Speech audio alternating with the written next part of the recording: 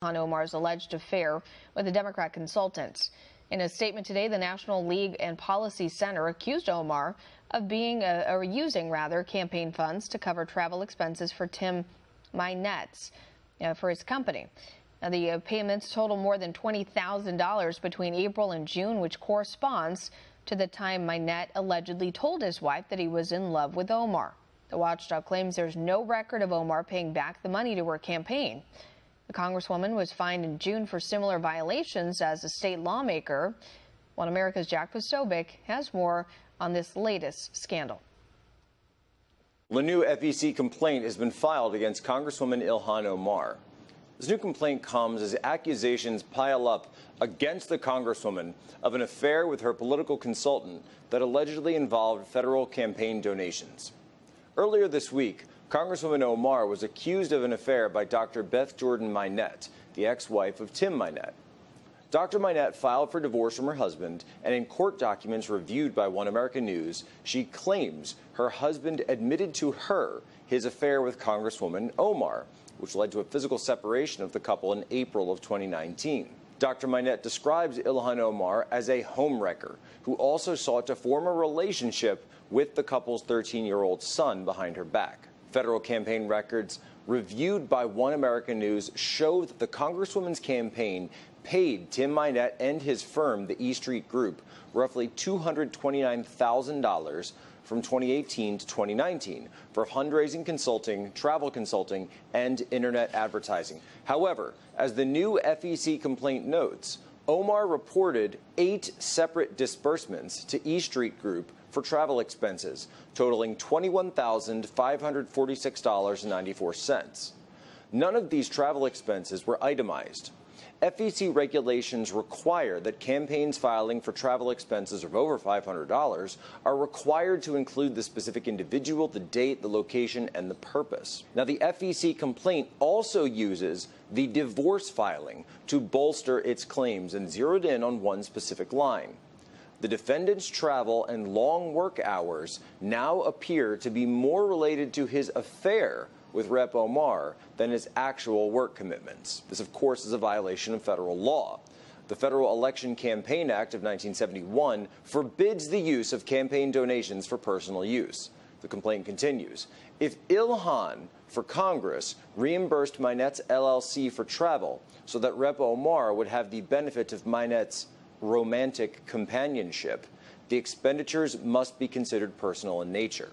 The complaint was filed by the National Legal and Policy Center. Earlier, Rep. Omar had been found to have used state campaign funds for personal use as well when paying for a personal travel as a candidate for office in Minnesota, for which he received a fine. For now, it remains to be seen if federal investigators will look into Rep. Omar's alleged use of campaign donations to carry on an affair with her consultant. In other news, McCabe running for cover over imminent indictment as Deputy AG's meeting with lawyers sparked concerns. See link to full story in description box. We should honor these movements and that history. And we should honor our commitment to the principles that say we must hold our friends to the same standards as we hold our adversaries.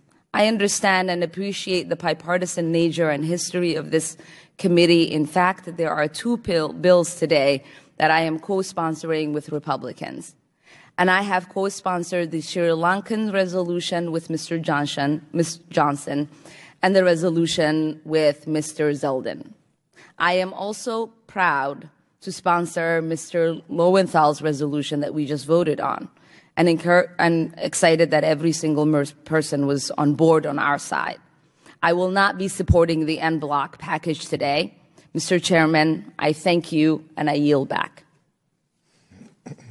Gentlewoman yields back. Mr. Zeldin is recognized for 5 minutes. Well, thank you, Mr. Chairman, and I appreciate you bringing this en bloc up today. I fully support this, and it's important for me to point out a few things. As my colleague who just spoke used the frequent use of the words honestly and honest, let's just get to a lot of what's left out. So the BDS movement has not distanced itself from Hamas, a designated foreign terrorist organization. BDS supporters individually are not distancing themselves from Hamas either. It is wrong to be blaming all Israeli and Palestinian violence, quote, as being due to an occupation. Last Friday, Fatih Hamad, a senior Hamas official, called upon Palestinians worldwide to kill all Jews. This is a senior Hamas official just before the weekend. During a closed meeting in October 2017 between Hamas chief Sinwar and Gazan youth about reconciling with the Fatah movement, Sinwar stated that the time spent discussing recognition of Israel is over, and now Hamas will instead discuss when they will wipe Israel out. Hamas uses women and children as human shields. They declare jihad as an obligation. They deny humanitarian aid to their own people. They deny human rights. Launching rockets from Gaza into Israel, killing innocent civilians. Tens of thousands of rockets in Lebanon being ready to be launched by Hezbollah. Existential threats to Israel all around it. Our greatest ally in the Middle East. One, that there's been a historic relationship between our two nations, a beacon of hope and freedom and liberty in a region of the world that is filled with challenges. We want to be neutral arbiters. Let's not deny our right and our duty to also be honest brokers.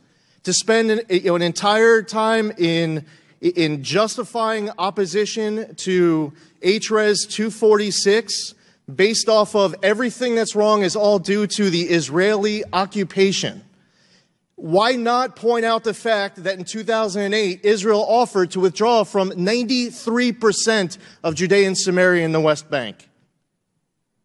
Or what about our students on college campuses right now from coast to coast being targeted with blatant anti-Semitism in the name of BDS? Or taking into consideration the founder of BDS and all of his blatant anti-Semitism? Or the Palestinian authorities pay to slay. They financially reward terrorism. They treat you to a state funeral. They will rename football stadiums after you. We want to use honest and honesty in our remarks. We'll give you a whole lot more honesty. Every year, Hamas mobilizes Palestinians in their days of rage to attack Israelis at their border, calling them to throw rocks and fire missiles at Israel. Often results in actual violence. Hamas uses incendiary kites and balloons, which has destroyed some 8,000 acres of Israeli farms, parks, and forests. And I was pointing out, just last Friday, a senior Hamas official called for the murder of every Jew in the world. And you want to oppose HRES 246 under the justification that all the violence is due to an Israeli occupation with no honesty as it relates to any of the violence targeting innocent Americans. By the way,